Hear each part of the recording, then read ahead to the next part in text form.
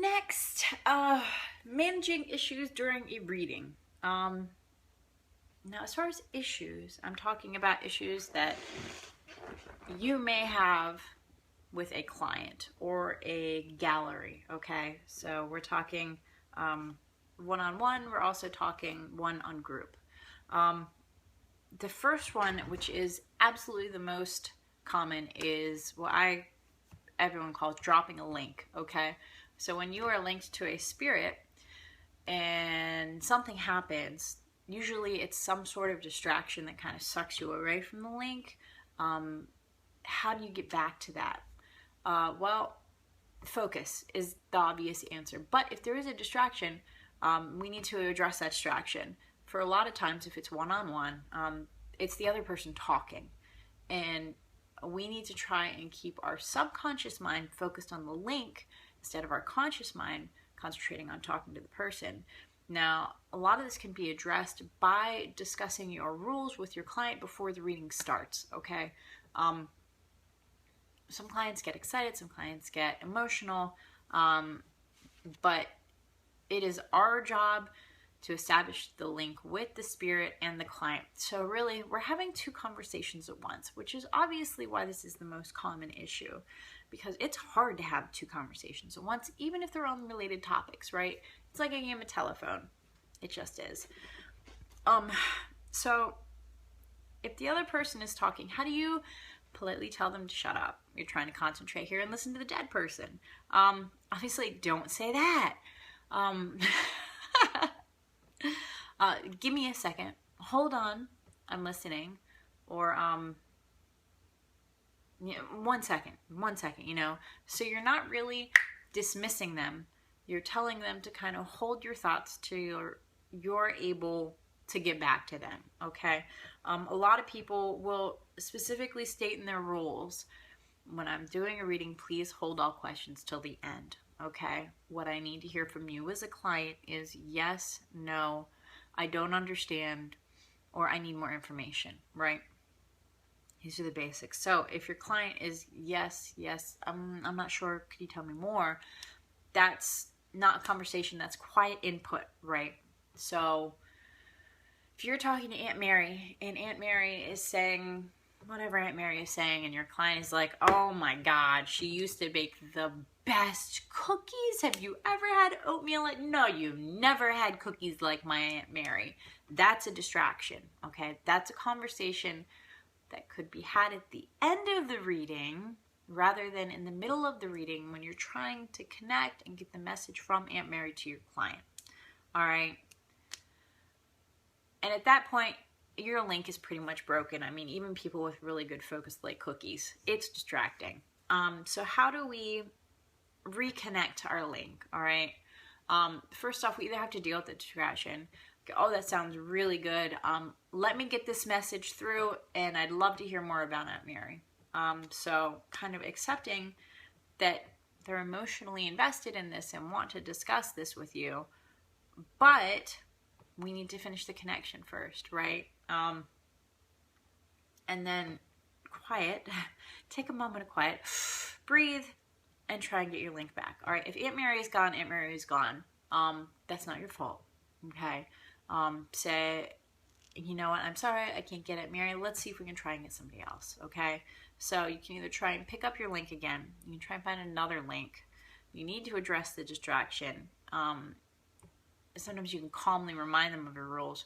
Oh, that sounds really great, but you know, I'm trying to focus here, and as we discussed, if you could just give me yes, no, or I understand, or I don't understand, that would be great. Let me see if I can get Aunt Mary back, or we can get somebody else, and go from there. Another big one, especially in gallery readings and services, is our own personal nervousness and anxiety. I'm not really good in groups. Large groups. I'm not very good in large groups, okay? It's intimidating because not only are there a lot of people looking at you, there's a lot of dead people, okay? If you've never been at a gallery reading, if you've never even been at a gallery reading, I absolutely encourage you to go to a gallery reading. In Lilydale, they're free with the gate pass, you know, if you're in the New York area. I don't know, it's by Canada. But anyway, if you can find a spiritualist community, usually with the daily pass, you know, a lot of stuff is free. I encourage you to do that, absolutely. Or even to watch them on the internet, okay? And hopefully it's from both perspectives, depending on how they film it. I've sat in galleries before in the back and watched mediums do their thing. And even that is intimidating, because even when you're sitting with all these people, you know, everyone's like, oh, I hope I get a reading. Oh, I really want a reading. Oh, God, I'd love to hear from Aunt Mary. You know, I've been coming. This is the third time today. I really want a reading. You know, it's a lot of pressure. Okay, so when you've heard that from being in the audience, when you're actually up front, that's a tremendous amount of pressure. Okay, and when you realize that that pressure is on you, the anxiety kind of, when you're up front in front of all these people, because when it's a group of 20 and it's like a dinner thing or like a girlfriend thing, you know, then that's fine. You can give everybody a reading. It might take a little while, but you can absolutely give everybody a reading, and almost everyone is family, so a lot of people are going to be in their family clumps, and it's going to be a lot easier. But when you're talking about a group of 100 or 50 or 75, you know, we're talking like anything above 30, okay? Because 30, I don't even think I could do in 2 hours, all right? So anything above 30 where you are not going to be able to address every single person in that audience, that's stressful for me. That makes me extremely anxious, because I know everyone is specifically there because they want a reading. They are, you know, and so because I know that I can't serve every person like I would really want to, because that's my goal, you know, I want to be able to help everybody. But me as a person, I'm going to be like, oh my God, there's so many people, there's so many dead people, how am I going to do this, you know? I have to deal with my own nervousness and anxiety ahead of time. So especially when I was doing my student training at Lilydale, I had to breathe, psych myself up. I listen to some music. I find a place of quiet and calm, because we had to wait our turn when you're doing your student mediumship. You know, you wait to be called up, and then you stand up and you can give like 3 readings, and then you sit back down. So really, in that space of time, I had to give 3 readings. Okay, well, I got to give 3 readings, you know. So it wasn't really about the 3 readings, though. It was about me hoping to connect with the person that needed those readings the most. And it's funny, a lot of times the people that need a reading get more than 1 reading. And they have to tell you, you know, oh, I've had a reading from today. Could you please move on? Dead people are hysterical like that. If they really want to get through to you, they will absolutely get through to you. But again, it can be so frustrating when you're in a gallery sitting as someone who wants to be read, and you're like, oh, please, please, please, Aunt Mary, please come through. You know, I miss you so much. I'd love a message.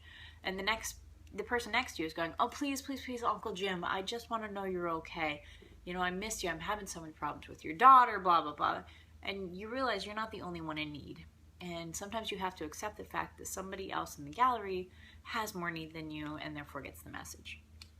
It doesn't make you a bad person. It doesn't mean you're unlucky. It just means that for today, in this moment, in the gallery, you didn't get your message. And that sucks. It does. The crappy feeling. All right. Just go again. That's all I can say. Go again. Or if you really want a reading, get a medium. Okay. What else? Oh, okay. The last thing. Did I interpret this correctly? Or did I interpret this at all? Did I edit this message? Okay.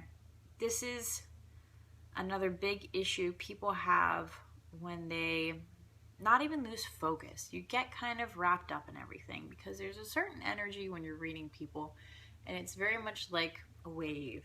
Okay, you get to ride it. There's a lot of energy. It's happy. It makes you kind of jumpy and nervous, and you'll see a lot of mediums that do stuff with their hands or walk back and forth, and it's because that energy kind of pushes you to move, and if you don't get it out, like, you feel like you're gonna explode. So when we get caught up in that, a lot of times, instead of saying, you know, I see a crocodile or I see the yellow rubber ducky, I will be like, the rubber ducky's riding on a crocodile, and to me that means whatever. And we forget that's editing, okay? I see a crocodile. I see a yellow rubber ducky. I believe they're in a bath, okay? Now, of course, we want to use our words with a positive note, you know, so we're not like, I think I see a yellow ducky. Yes, I do see a yellow ducky, all right?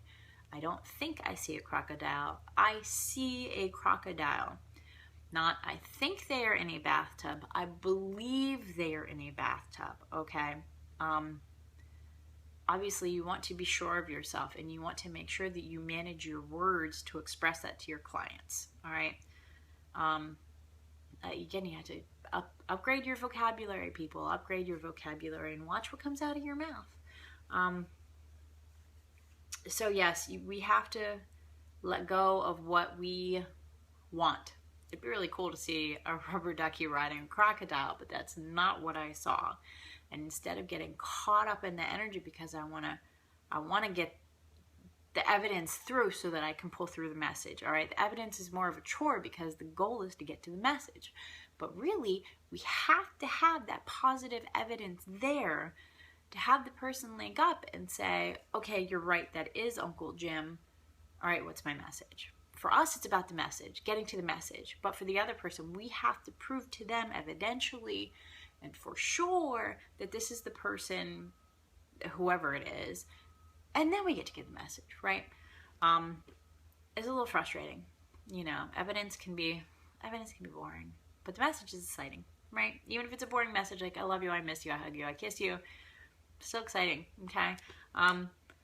So managing issues, all right? Dropping links, distractions, nervousness and anxiety, and interpretation. Did I interpret it correctly? Did I interpret it? Did I edit it? Okay, so those are the 4 big ones for managing issues. Thanks for popping by. Love you guys. See you later.